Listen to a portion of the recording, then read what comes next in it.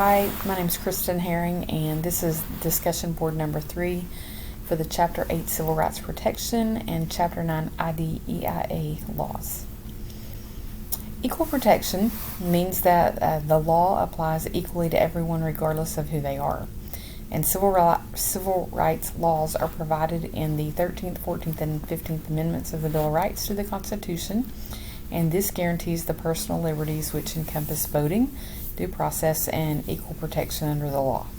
The 14th Amendment also guarantees equality when it demands that states will not keep a person within the state from equal protection of the laws, and the U.S. Constitution establishes that all men are created equally. The Office of Civil Rights investigates student discrimination complaints, and this includes Title IV and Title VI of the Civil Rights Act of 1964. Title IV forbids public schools from discriminating against students based on their race, color, or national origin. Title VI forbids districts from unjustly utilizing school structures based on race, color, or national origin.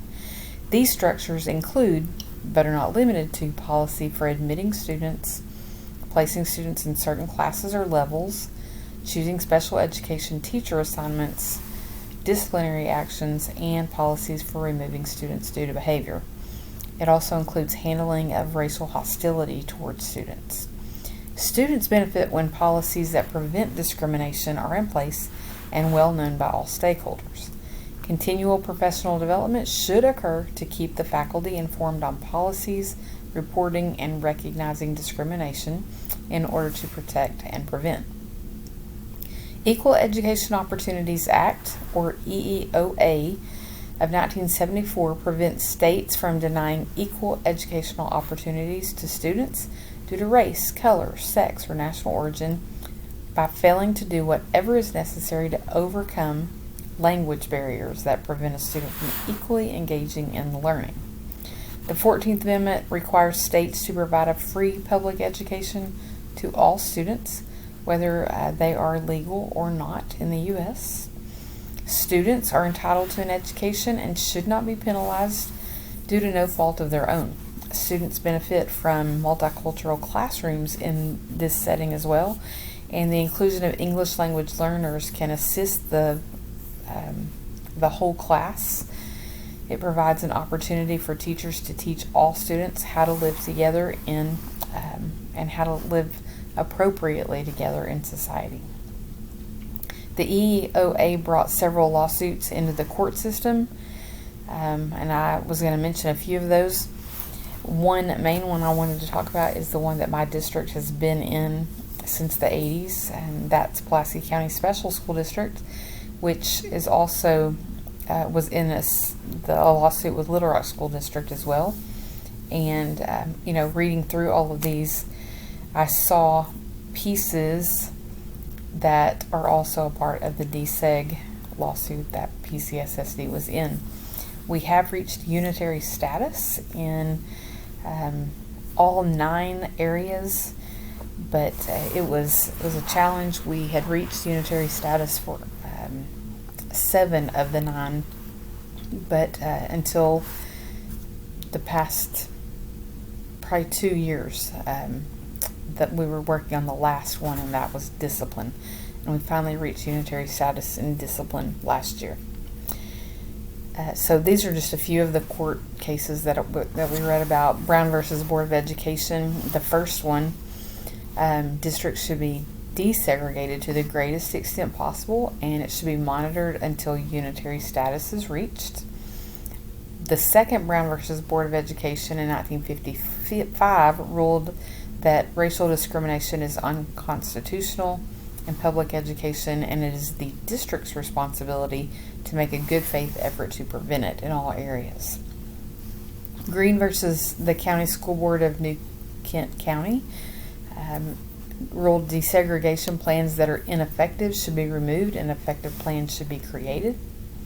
Keys versus Dover, in that case, the court ruled that the entire district should be involved in desegregation when it is possible, related to attendance zones and segregated communities.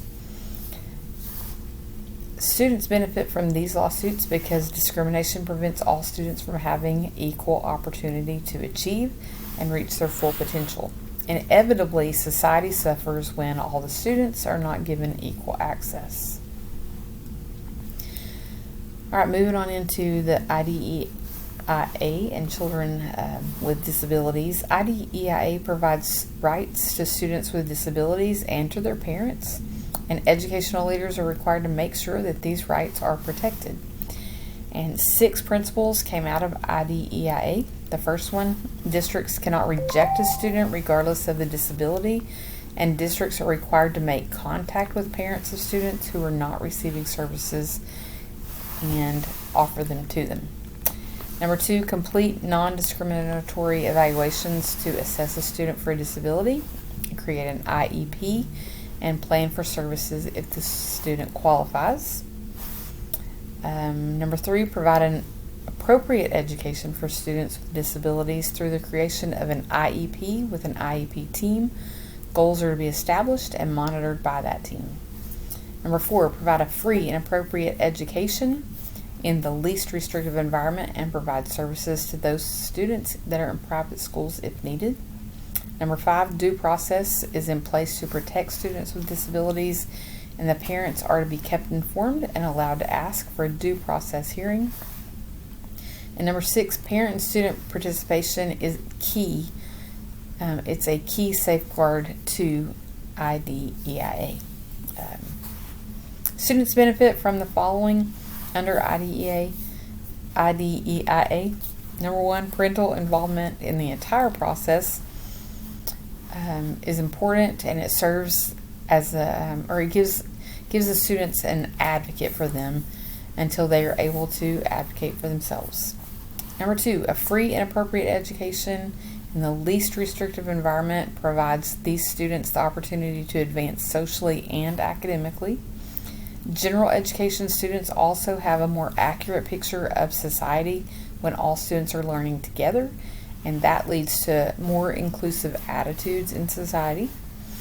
Number 4, a team of teachers that meet together to discuss the needs of the students that have disabilities can work together to level the playing field for these students through that IEP that's been created.